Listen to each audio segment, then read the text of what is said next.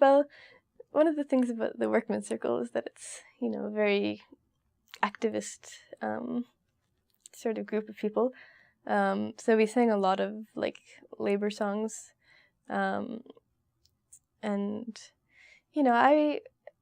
when I started out, I remember singing sort of a broad range of things. We'd sing lullabies and older songs and songs from the Holocaust and stuff, and then also these labor songs. And as the years went by, it seemed to sort of shift more and more towards social justice and more songs in English and stuff, which I didn't really like. But yeah. The one big one was the youth hymn,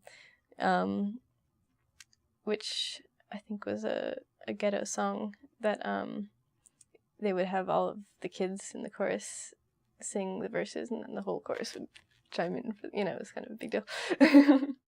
Unser Lied ist voll mit Treuer, trist ist unser Untergang, Gott der Sonne wacht beim Teuer. I don't remember that. Blah, blah, blah, blah, blah. I don't know. That's the youth hymn that we would always sing, yeah. That's beautiful. It's nice, yeah. It's very cheerful, and I don't know. It's full of life, and I like that because it's a ghetto song. It's talking about,